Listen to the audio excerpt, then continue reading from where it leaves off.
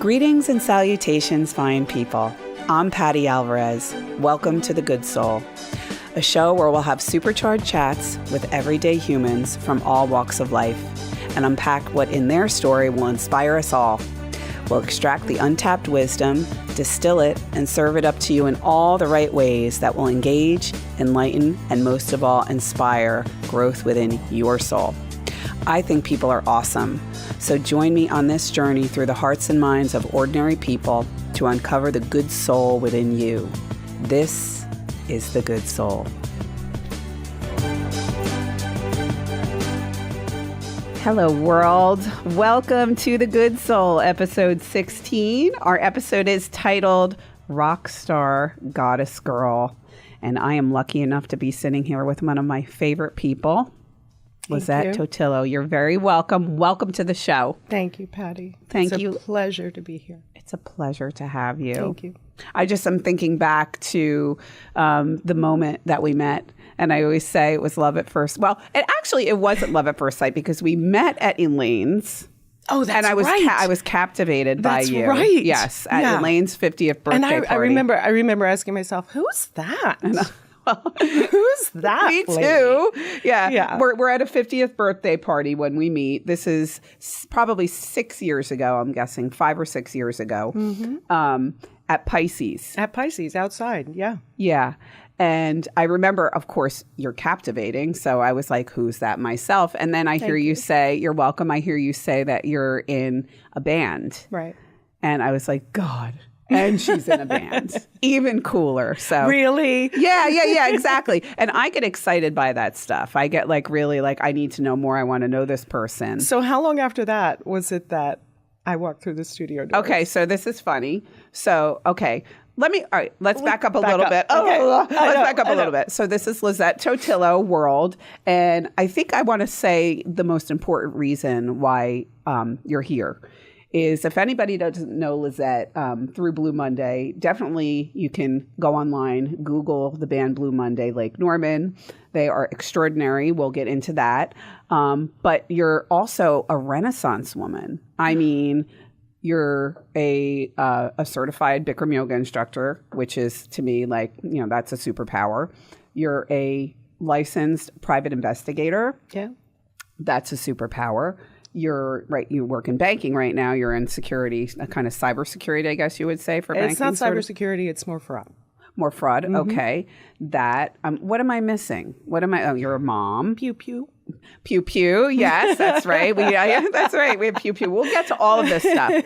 And on top of it all, you are just a stone cold fox. I mean, you're so beautiful, but more on the inside to me than on the outside. So Thank you. You're absolutely my cup of tea. Thank you. Inside and outside. Inside and out, as within, so without. Yes. The man's. So that's how Lizette and I met. So we were at Elaine's 50th birthday party at Pisces. We see each other, and of course, we definitely have some kind of connection. Magnetized. Yeah. So cut to probably, I would say, a year or two later, I'm in the locker room at Good Soul. And I'm going to guess this is 2016, maybe? That sounds about right. Yeah. And Amy still owned the studio. Right. And I'm showering. I'm blow drying my hair. And you walk in with Amy. Amy's like, oh, this is Lizette. And she used to teach at the studio and she's back. And I was like, how do I know that person, first of all?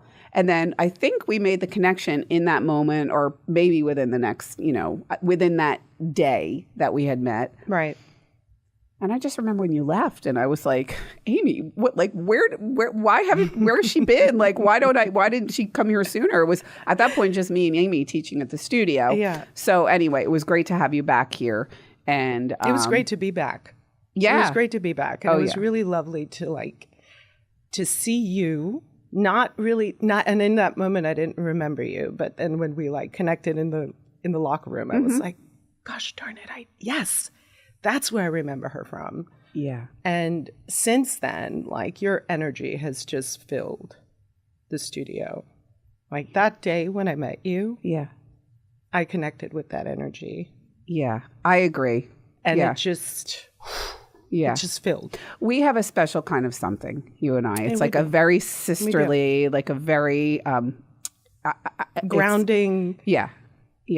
Very safe, comfortable, electrifying, but very calming. Yeah. I think it's really cool when you find friends later on in life. Now, of course, I treasure all of my high school friends, my childhood friends, but I think the older we get, we meet people like each other and we know ourselves, and it's easy. We know what to avoid. So there's no cattiness, and it kind of just flows very nicely. Yeah. And it's, I think, very nourishing and nurturing, because especially at this phase in our life, and we'll get into all of these changes that Lizette has been going through, and all of us, that it's great to be here for one another. Absolutely. So we have about 5 minutes. Okay. Let's talk about baby Lizette. Where'd y'all come from? Let's talk about where you were born. Okay. So I was born in Astoria, Queens, in New York. Both of my parents were immigrants. So my father was from Croatia, my mother from Puerto Rico. I went to Catholic school, went to Catholic high school, went to Fordham University. Oh, wow. I didn't know that. You see, I knew I'd learn stuff the whole day. Yeah. Okay. Went to Fordham University for a couple of years, didn't figure it out there. And then I went to St. John's for a little bit. Ultimately ended up getting my degree in media communications at Queens College. Okay. Lizette, can I just interrupt and ask you a couple questions? Yeah. What are your mother and father's names, first names? My father is Benko. So his true name is Benedict. Uh-huh. But when he came to the States, it was Benko. And my mom, Lucy. Lucy. Yeah. And no I'm an only special, child. just Lucy. If I were speaking like Lucy, there's no. Okay. And how did they meet? And what was that cultural kind of collision like? Because that's pretty, and I don't want to say an odd pairing, but no, but it's such a, it's like that perfect story of how two people meet, So my mom was living in Flushing, and I'm probably going to get this wrong, but my dad was living, I want to say in like Elmhurst, Queens. And my mom was living with her best friend, Betty. Okay. And American? Sounds very American. Betty was also, I know. What did he say? Lucy and Betty. Lucy and Betty. Yeah. Okay. Well, it's kind of like mixing the honeymooners and no, not the honeymooners. No, I love Lucy and yeah. It was Lucy and Ethel, but Lucy and Ethel, right. Yeah. So Betty really wanted to go out that night, and my mom didn't want to go out. And Betty just kept on, come on, Lucy, let's go. Come on, we're going to have a great time. Let's go. Right. Fine. My mom gets dressed. She goes out. They go to the bowling alley. And in walks in this tall, cool glass of water. Yeah. 6'2", beautiful blue eyes. And that was it. They met in 1965. Okay. They married in 66. And I was born in 67. You were born in 67. And you are, this is the most impressive thing about you. You're 54? 56. You're 56? I'm 57. I think so. Oh, my God. All right, you're just 2 years behind Manolo. Yeah, I'm going to be 57 this year. I'm not going on camera. Yeah, isn't that, I know. I can't believe, all right, so I'm going to continue to say, seeing her perform live, you're ageless.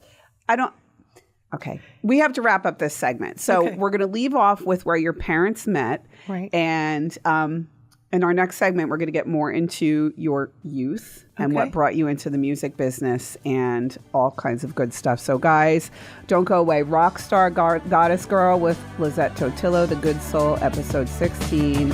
See you in a few.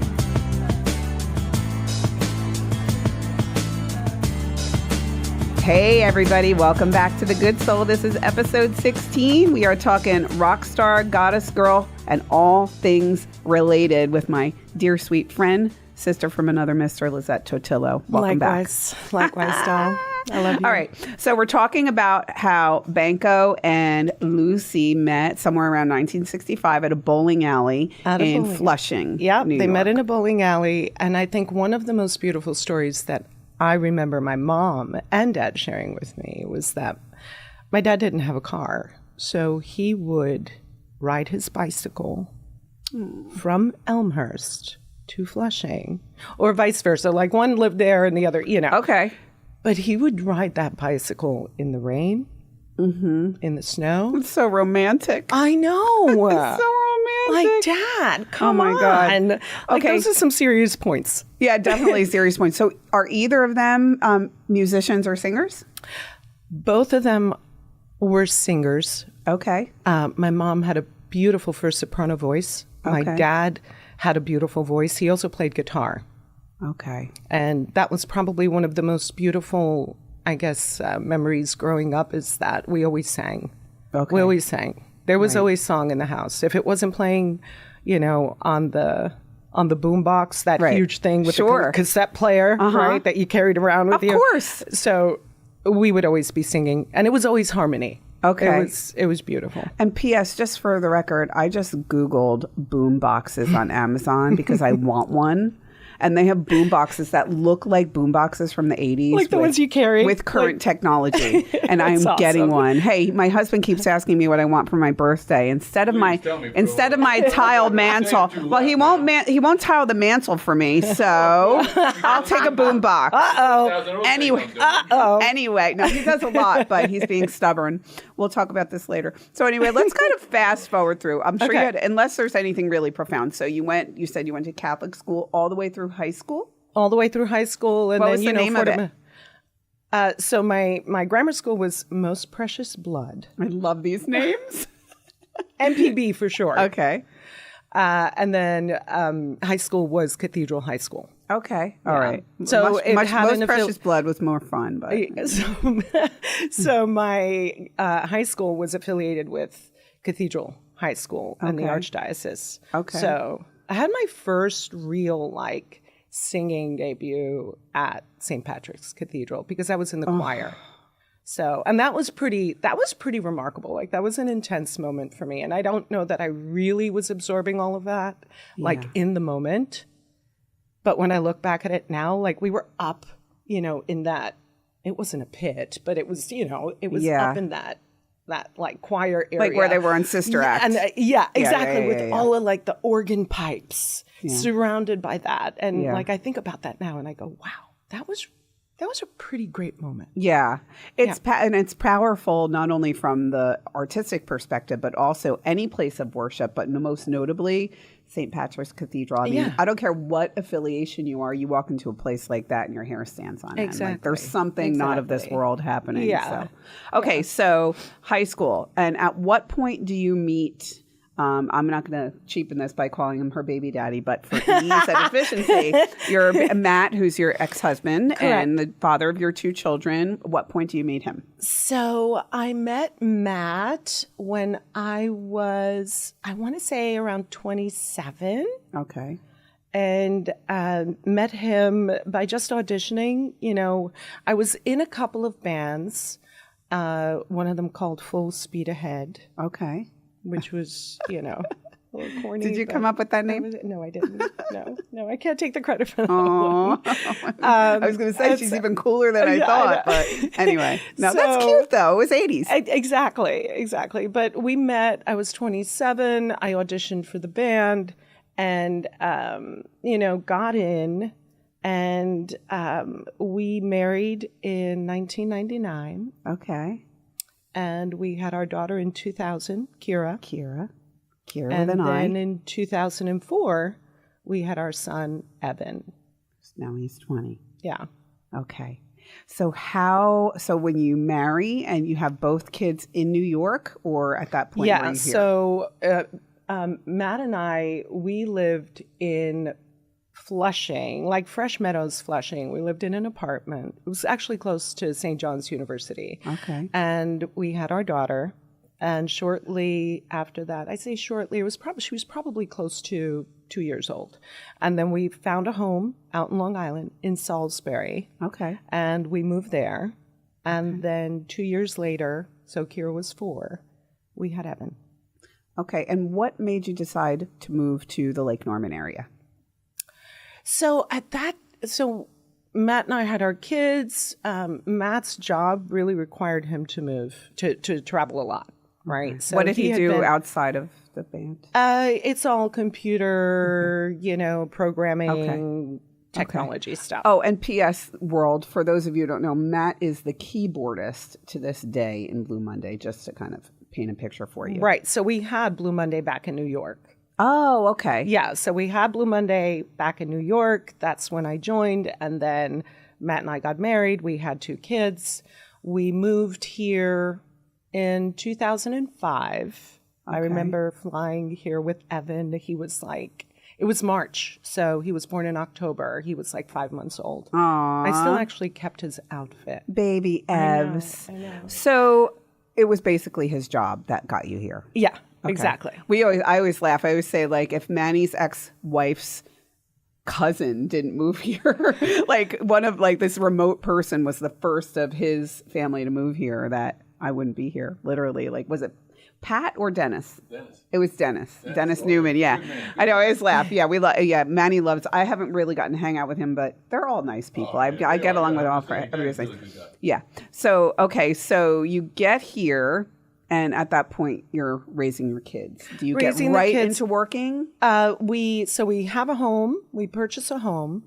And shortly after being here, Matt's like, we got to put the band back together. We should put Blue Monday together here.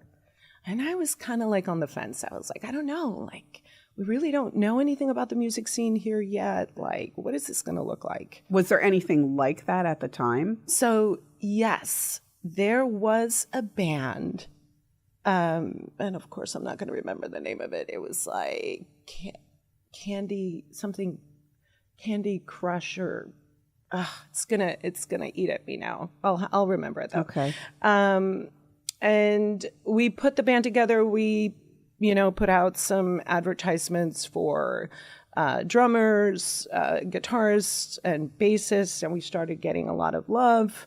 Did we have ads? Was it newspaper at that point, or was it online? No, it was online. It was online. Yeah, it was online. Okay, you didn't have to go to classifieds at that point? No, we kind of moved past that. We moved past that, okay. But I remember those. Yeah, God. I remember getting my first car that way. So much work. Cars, apartments, jobs.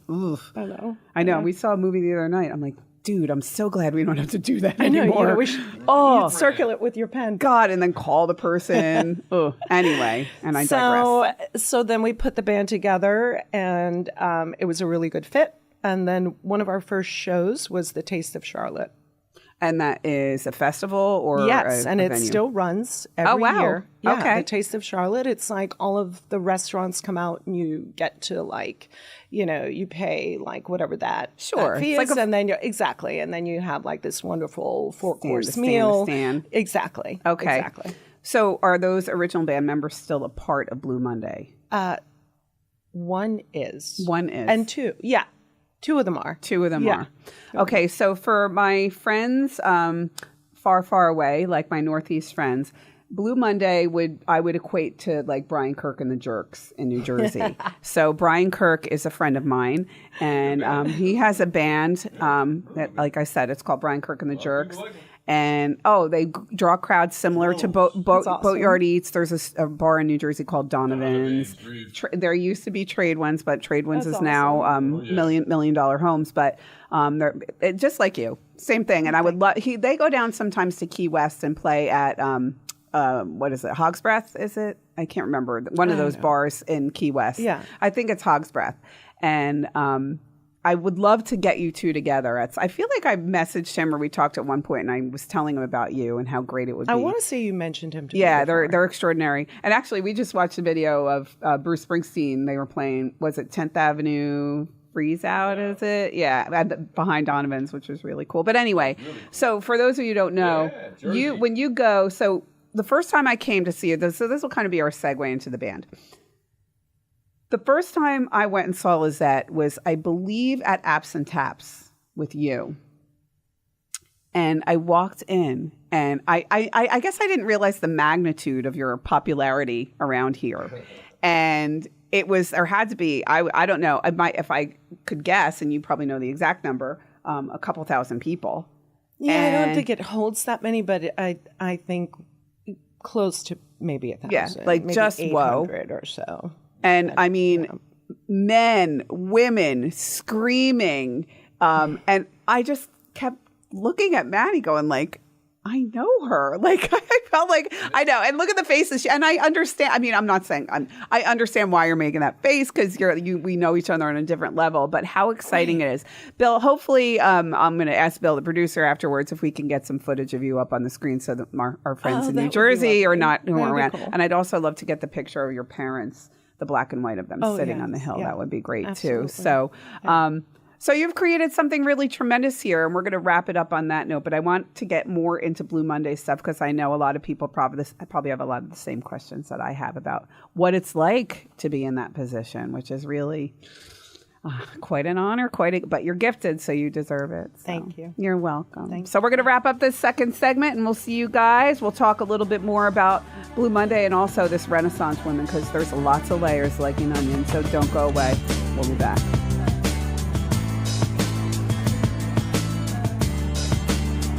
Okay, welcome back everybody to The Good Soul. We're on episode 16, segment 3, and we are talking Rockstar Goddess Girl with one of my all-time favorite humans. This is Lizette Totillo to my left. Welcome back again. Well, thank you, doll. I sound like a game show host. What the heck was that? Anyway, so we're talking about Blue Monday. Yeah. And I think it's probably every girl's dream. I think that's part of it too. So when I look at the crowd, when I stand back and look at the crowd, I see, men, I see all kinds of people, but I see women too. And I always think of Cindy telling the story on how Elaine, she was doing backbends. She was like so into you that like she was like dancing backwards. Anytime Cindy and Elaine showed up, it was a yoga sesh. Yeah. It was like, okay, how can I dance and move and like incorporate a backbend? Yeah. Or maybe go into triangle. Yeah. There's nobody like it. I remember, I think Cindy saying like Elaine was like, why does my back hurt? Like the next day, along with a hangover, my back hurts. Exactly. But I guess, as somebody who's not a rock star, and I think everybody dreams at some point of being up on stage, or at least most females do. Like, what is that?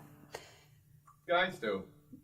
Well, I know that. Right. Judging from the way you were screaming from the basement, everything from AC/DC to like Eminem when he's doing work. I know you have a good voice though. What does that feel like for you? Why emotionally did you get into it? And what does it feel like? Like, what's your goal? I don't know that it feels any different from the way that you feel as a rock star being here and creating what you create here. Oh, you're at so the studio. Sweet. Thank you. No, and I say that because it's a very genuine, very deep feeling, and it's raw. For me, for the longest time, I would have to admit that I was extremely insecure about how I did, never really kind of absorbed the moment being on stage. It's funny because I had a conversation with Matt. We talk all the time, several times during the week, whether it's about our kids. Yes, sure. Whether it's about the kids or the band or the move coming up, which we'll talk about later, we'll get right? to, yes. But he reminded me of something. And he said to me, I always remember after a show, you would always say to me or ask me, what did I do good? Mm. And I remember that. Like, I remember saying, I remember asking him that. And it's very interesting because for the first time in my life, I'd say for the last probably 10 months, I have never felt, or I have felt, so connected and having just a knowing of my purpose. And so like when people say like, oh my God, Lizette, you're like amazing. And, you make us so happy. You do. I don't necessarily, I embrace the amazing and I'm grateful for that. But knowing that I make people happy and that I'm giving them something, that I'm fueling them in some positive way, helping them forget whatever troubles, challenges, they have in their life,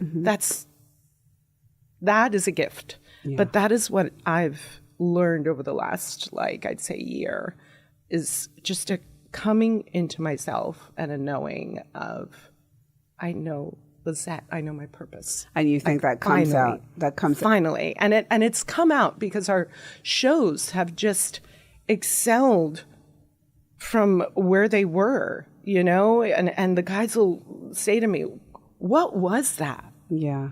And I look at them and go, yes. "What do you mean? What do you mean?" Yeah. And they're like, "Lizette, you were like on fire." Yeah. And it's just this.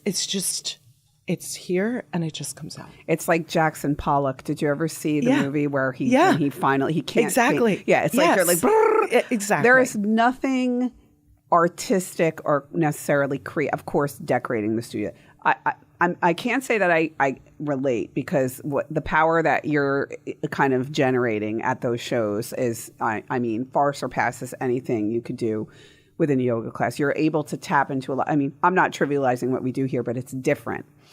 But I do remember my father saying to me before he died, and I remember it was around the gas crisis, you have a gift.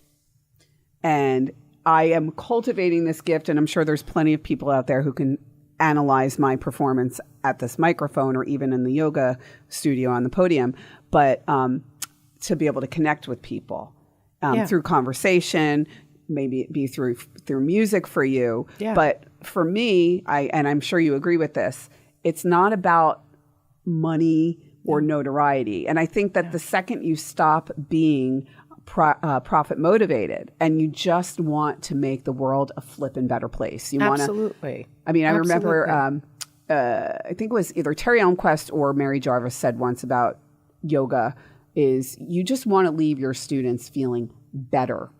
And that's a very broad term, and it's very individualized, and that's something only they, and I say that pretty much in every class I teach. And I'm sure the same would hold true for you. Yeah.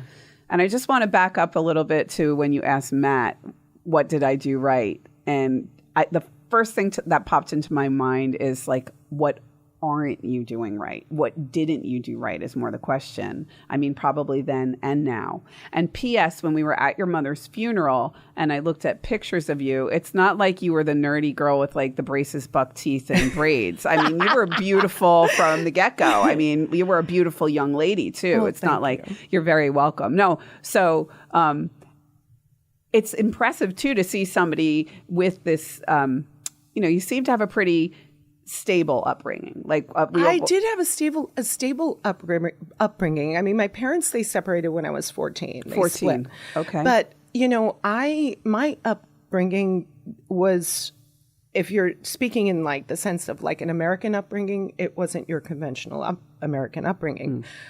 From the disciplining and like the food I ate, the traditions that we had, it was all from mostly my dad.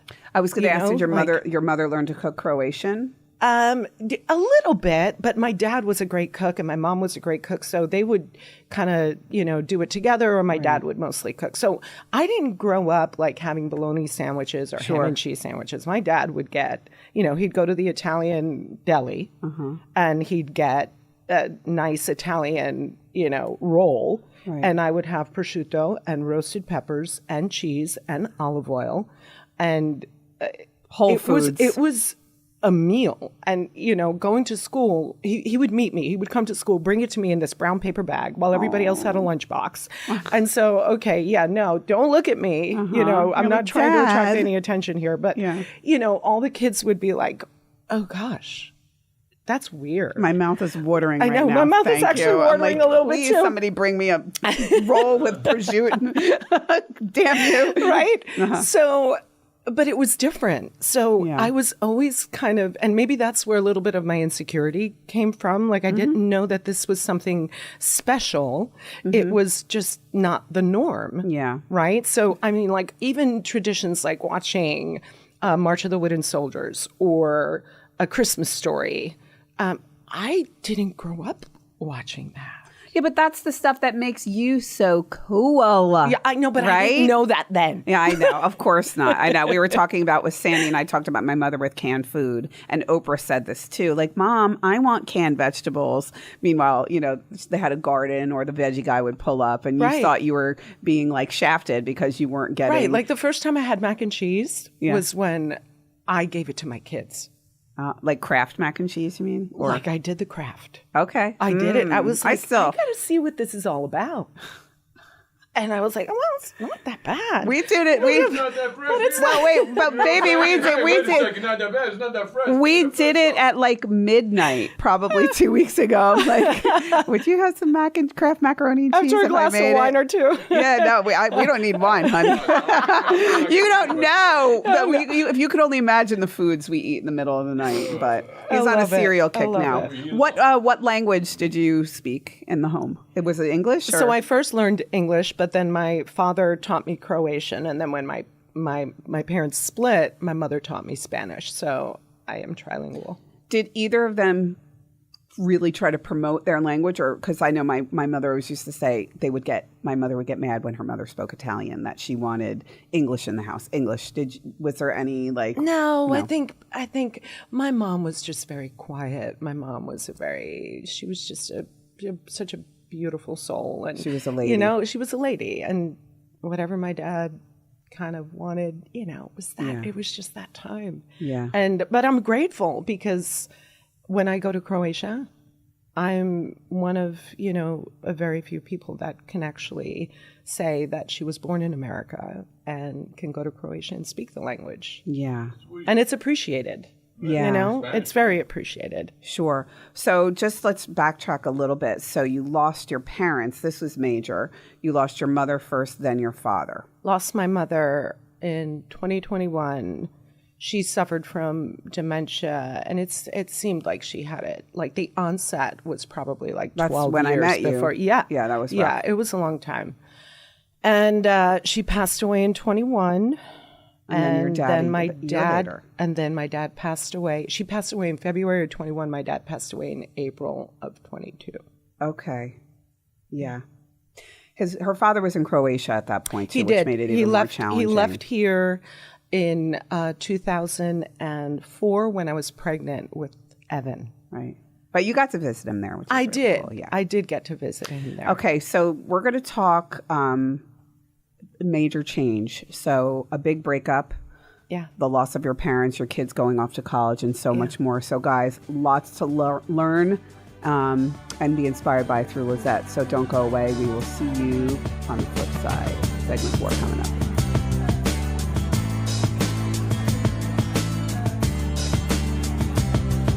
Welcome back, everybody, to The Good Soul. We are on segment 4, and we are talking Rockstar Goddess Girl with my dear sweet friend Lizette Totillo. I want to jump right into this because we have a lot to cover in this last segment. So we left off at the loss of your parents, but I want to rewind a little bit because when I met you, you were with somebody that I would consider equally as striking as you are in a lot of ways, as powerful of a force as you are, Colin. Yeah. And I'm getting emotional already. I'm getting lump in my throat. It was very hot. Yeah, that was a sad thing to watch. They had a really cool relationship and life took over. Yeah. And you can kind of pick up where I left off, but let me just give you a quick rundown. So Colin, parents, kids in college, and all of these changes are stemming, I feel like, from the Colin thing more than anything. Yeah. So let's, elaborate a little bit on that one. Yeah. So Colin and I were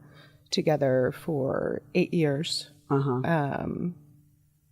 We were that power couple. Yeah.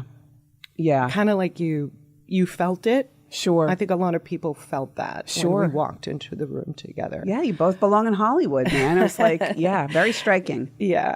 Yeah. And I mean, to be complete, I'm an open book, and I will always say this, he was my Hercules. I love when you say that. Right. It makes my heart flutter. So it was, I thought that he was going to be the one, but things just sometimes aren't as they seem. Yeah. And, I can say that even though it was extremely difficult, it sucked. It really, really sucked. I know, honey. Thank God I know. Yeah. But if I can take anything away from that, not even so much my parents passing, but that relationship is that healing all of that pain created wisdom. It's through that process, and because of that process, that I am where I am right now, and in such a good place that I wouldn't trade it. I wouldn't trade it with anyone. I wouldn't trade, what happened. The time spent like, with him. Yeah. I believe that about you. It's just, it was meant to be that way. Yeah, it ran its course. It's ran. Yeah. Well, it was, you guys were very invested. I mean, at that point too, I mean, not only were you very much in love, you lived together. So you shared a home together, a beautiful home on the water in Cornelius. You have 2 children. He had just lost his daughter. He lost her in 2016. 2016. Yeah. So you were dealing with that. Yeah, to suicide, correct? Was it suicide? Yeah, it was suicide. So there was that. And also he was a part of the band. I mean, I know that before he came along, as you've explained, you have, you kind of kept everything together, but then he came along and. Well, so we created the band, Matt and I here. I ran it.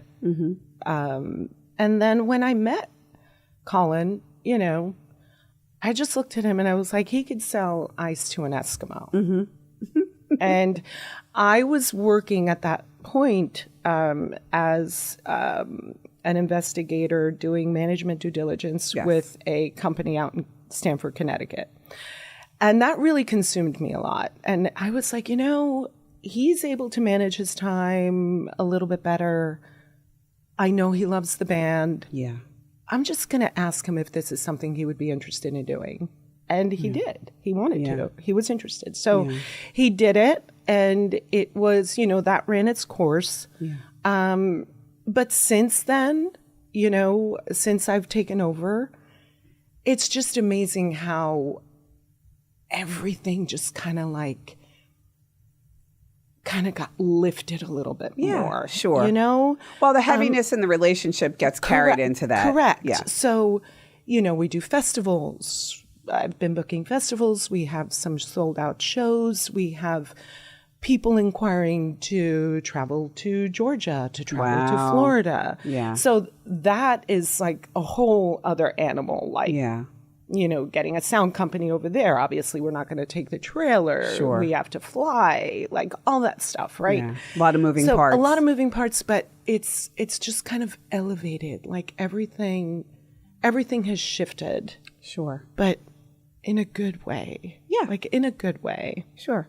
As life tends to do. I mean, life tends to do that. Yeah. Okay, so another thing that I hadn't mentioned to y'all is that along with being a certified yoga Bikram instructor, and of course, a rock star, Lizette is also a private investigator, a fully licensed private investigator. Can you, just a minute or two, tell me a little bit about that? How did you decide to do that? And tell us a funny story. Come on. So it's not that glamorous, I mean, I got my PI license after I left the Stanford company, and I was like, I'm just going to go and get my license. And this is what year about? Oh, gosh. What year are we in? 2024? So 2016? Okay. Oh, recent. I thought it was even earlier than that. Okay. No. So nobody was cheating on you or nothing bad was happening and you're like, I'm going to go get my PI. Hide that, No, but that was a lot. That was a lot of the job focus, and that just became really draining. Yeah. That just becomes a lot of negative energy and, you're following and you're well, we had a mutual friend, and I won't give any clues other than their husband was cheating on them, and you were on the case. I remember that. It was draining for me, and I was watching from the sidelines. I mean, I can't. All I remember is you telling me the story about having to crawl under a car or something. Oh my God! Picturing your long, skinny legs. Yeah, you gotta Yeah, it's not glamorous. Do stuff. Yeah, you got to do stuff. But it is exciting, and I know, man, just watch yourself because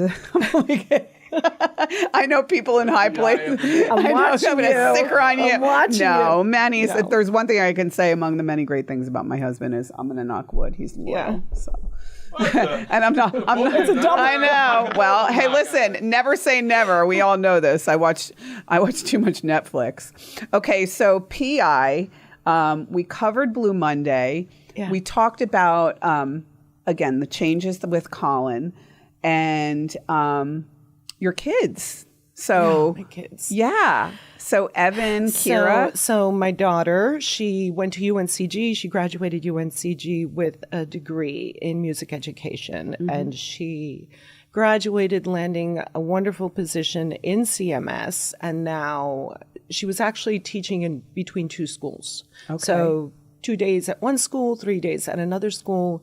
She just got a position at Providence Day School. Okay. And she's the music director. Wow. So And that's just vocal that's and instrument? So just instrumental. Just instrumental. Yes. Okay. So she's just incredible. She's incredible. And one of my favorite, most impressive, admirable things about her is when we were at Colin's, it was his double nickel party, I believe. Yeah. Maybe even sooner. Yeah. And she walked up to me with her girlfriend. Yeah. And I had no idea. And you just, you introduced me to her. What's her name again? Grace. Grace, of course. How do I forget such a beautiful name?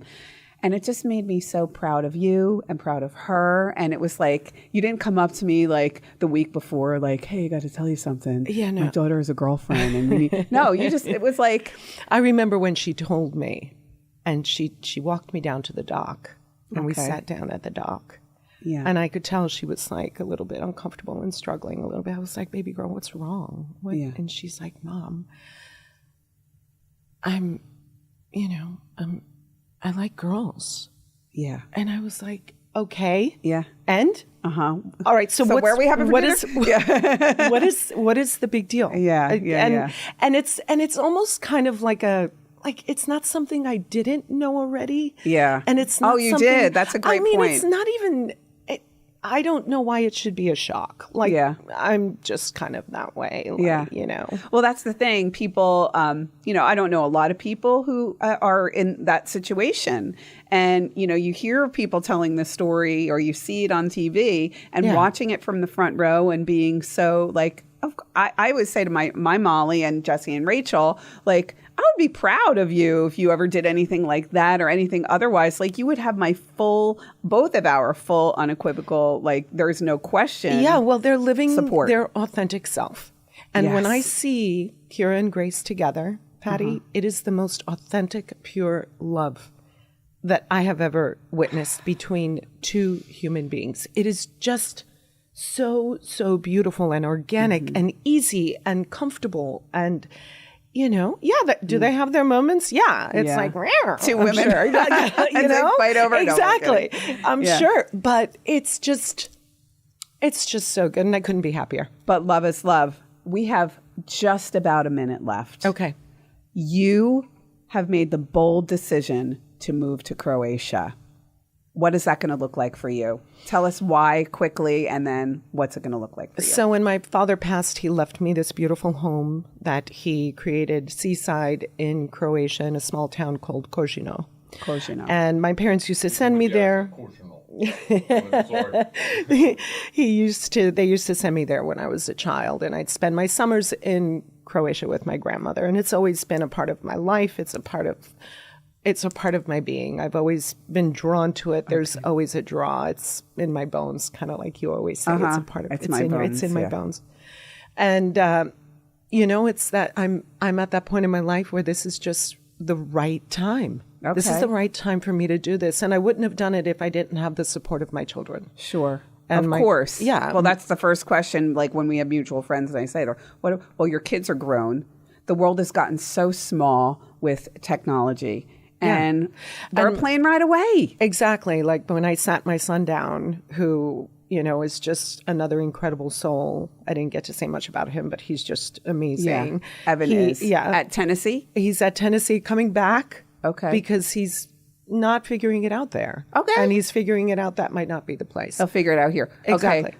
we have to wrap up. Yeah. I just have one more question. What is this going to look like for Blue Monday? Because I'm sure people are nervous. What's going to happen? She's Blue moving Monday away. is still a force that's going to continue. Okay. As long as I'm alive and as long as I'm running it, it's still going to continue. We've got Heather, who has joined the band. She's on vocals. We've got all of the remaining band members that are going to continue to perform.